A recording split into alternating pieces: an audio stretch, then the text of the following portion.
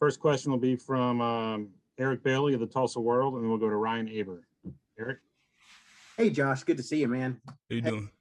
Doing good. Just wanted to ask you, what was the biggest challenge going JUCO to Division I last year, and where do you want to see your game evolve to going into the next season? I mean, just for one, getting to learn the plays and things, and then transitioning from like a faster game, the pace is faster and things like that. So I just wanted to get those things done before I did anything.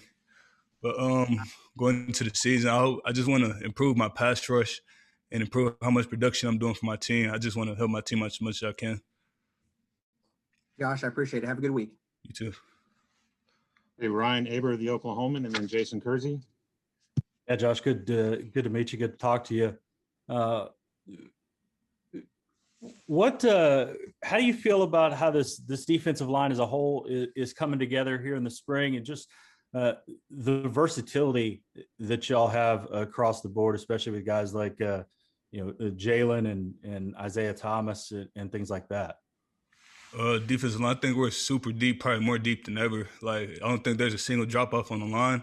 Everybody can play either shade or three, so it's easy to move people around and do different type of combinations. So I think that's a good thing for us.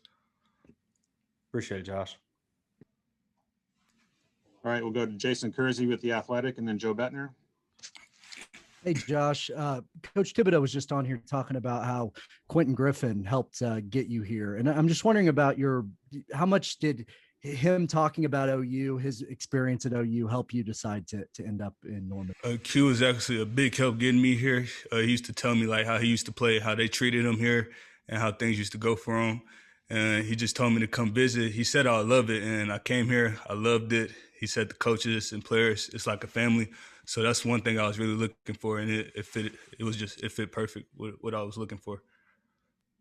Thank you. All right, Joe Bettner, Norman Transcript, and then Austin Curtright. Hey, Josh. Wanted to ask you, when you get to campus and you've got a lot of veteran guys in the defensive line, is there anyone in particular that kind of helped you along the way of making that transition from JUCO to OU? I want to say Perk. When I came in, Perk was trying to teach me like certain things like linemen do, like to key like certain parts to help my game out. And really, the older guys helped me help me around with the plays and things. Gotcha, man. Thank you. Go to Austin Curtright with the OU Daily, and then John Hoover. Hey, Josh. So far in spring, whether it was Lincoln or Coach Tibbs we just talked to, they had pretty high expectations for you. How important has this spring been with your development for the fall? This spring was really important because I didn't get my spring the first semester I was here, so I was actually looking forward to it. But I was looking forward to getting this spring to actually up my game a little bit from last season to this season, and it actually helped me out a lot. I've been having a little bit more production than I did last year, and the game's starting to slow down for me, so I think that's a pretty big jump for me. John Hoover with SI Sooners, and then Kerry Murdoch. Josh, I'm wondering if you can confirm this. You played defensive end a little bit in junior college, didn't you? Yes, sir. Yeah. So what's that like? First of all, the transition, not only from JC to Division I, but from defensive end to D tackle moving inside. There's more collisions. There's more bodies all around you. What's that part of that transition been like for you? Has it been difficult?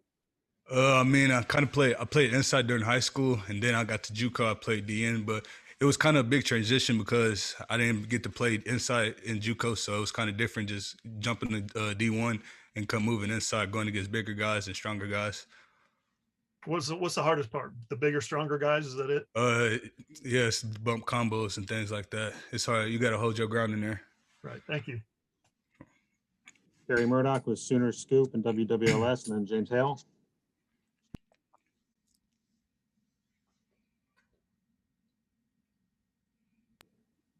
Carry on.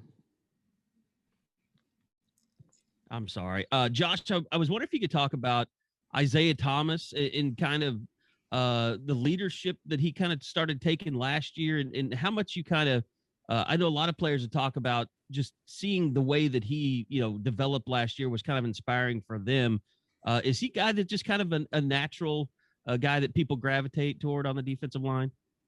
Actually, pretty much. IT's like he's a really good, nice guy. Good technique, good person, but he likes to help his teammates out, particularly like the younger guys, and show them like what to do and how things go. But he's actually IT's a really good person, a really good player. What is it about his game that makes other guys want to up their game? He's always the one. Probably the first one off the ball, but he's always get people ready to go and get the energy picked up and things like that. But once he gets a sack, once one person gets a sack, the next person got to get sacked, and then the next person. But yeah, that's everything basically. Appreciate it, Josh. Okay, Josh, two more questions. James Hale with KREF, and then Josh Calloway. Josh, I hope you're doing well, man. Nice to see you. I'm curious, you're at a deep position. There's 3 or 4 guys. You guys all seem on the same page. You're really pulling for each other. I know that Coach Tibbs tries to alternate you guys into the game quite a bit. What's it like, though, being at a position where, it's so deep, and how do you guys feed off each other? Well, we all just try to pick each other up, but we like to compete to pick each other up to make each other better. But once one person rotates, we try to keep that same energy going, so there's no drop off or anything. But that's basically like how we keep things going. Thanks, man. And we'll close with Josh Calloway with Sooners Wire. Yeah, Josh, I just want to ask you real quick about a guy Coach Thibodeau just brought up a little bit ago, Isaiah Coe, saying he's having a really good spring. He says he's one of the most powerful guys. Just what you've seen from him coming over this spring. Coe's a really good person. That's my boy. But he actually coming in, he's actually learned everything faster than me. So that's actually pretty good on his end. But like Tip said, he's a strong person, really explosive. And I think he's going to help us out a lot this year.